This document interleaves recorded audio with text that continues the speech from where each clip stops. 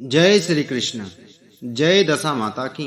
नमस्कार दोस्तों, स्वागत है आप सभी का हमारे चैनल भक्ति ज्ञान में। दोस्तों, आज मैं आपको दशा माता के व्रत में सुनी जाने वाली दशा माता की पहली कहानी सुना रहा हूँ। एक राजा था, उसकी दो रानियां थीं।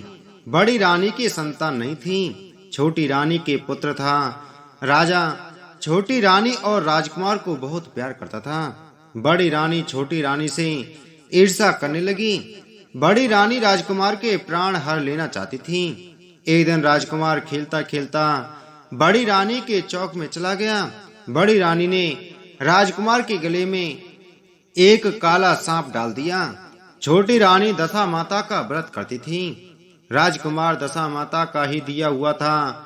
दशा माता की कृपा से राजकुमार के गले में सांप बिना नुकसान पहुंचाए चला गया।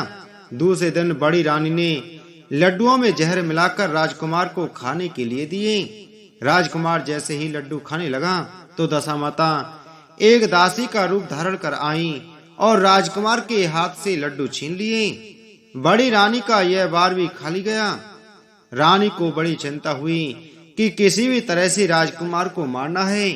तीसरे दिन जब राजकुमार फिर बड़ी रानी के आंगन में खेलने गया तो रानी ने उसे पकड़कर गहरे कुएं में धकेल दिया।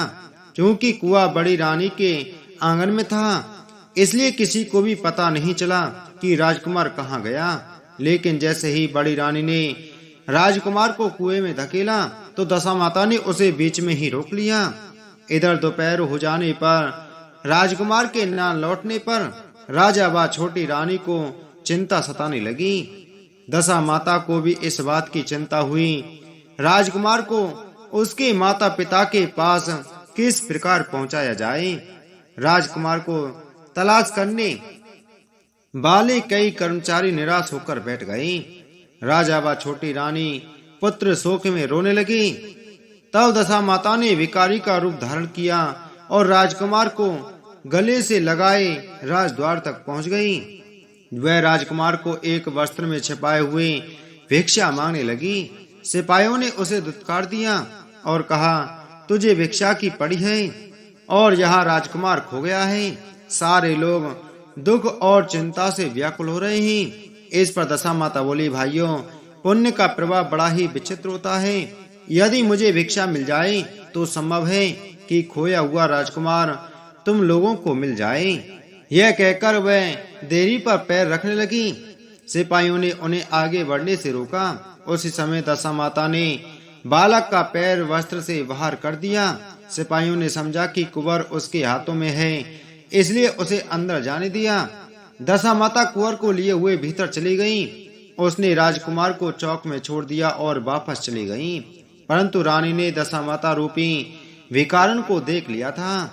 उसने कहा कि खड़ी रहो, और कौन हो तुम? तुमने 3 दिन मेरे बेटे को छिपाकर कहाँ रखा था? तुमने ऐसा क्यों किया? तुम्हें मेरे इस प्रश्न का उत्तर देना होगा। दशा माता उसी समय ठहर गईं। उन्होंने बताया कि मैं तुम्हारे पुत्र की चोरी करने वाली नहीं हूँ। मैं तो तुम्हारी आराध्या देवी दशा माता हूँ। मैं तुम्हें सचेत करने आई हूँ कि बड़ी रानी तुमसे ईर्ष्या रखती है। वह तुम्हारे पुत्र के प्राण हर लेना चाहती है। एक बार उसने तुम्हारे पुत्र के गले में काला सांप डाला था, जिसे मैंने भगाया। दूसरी बार उसने इसे विष के लड्डू खाने को दिए थे, जिन्हें मैंने उसके हाथों से छीन लिए थे। इस बार उसने तुम्हारे राजकुमार को अपने आंगन में कुएं में ढकेल दिया था और मैंने इसे बीच में ही रोककर रक्षा की।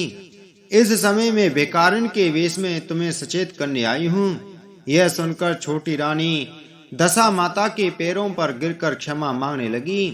छोटी रानी विनती भाव से बोली, जैसी कृपा आपने मुझ पर दर्शन देकर की है, मैं चाहती हूँ कि आप सदैव इस महल में निवास करें। मुझसे जो सेवा पूजा होगी मैं करूंगी।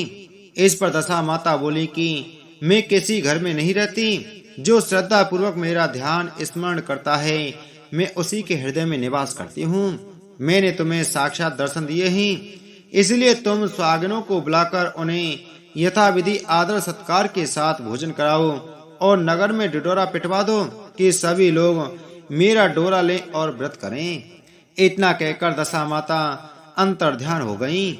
रानी ने अपने राज्य की सौभाग्यवती स्त्रियों को निमंत्रण देकर बुलाया और उपटन से लेकर शिरोभूषण श्रृंगार कर उनकी यथाविधि सेवा कर भोजन करवाया और दक्षिणा में गहने आदि देकर विदा किया।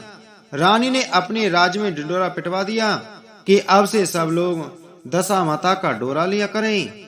बोलो दशा माता की जय।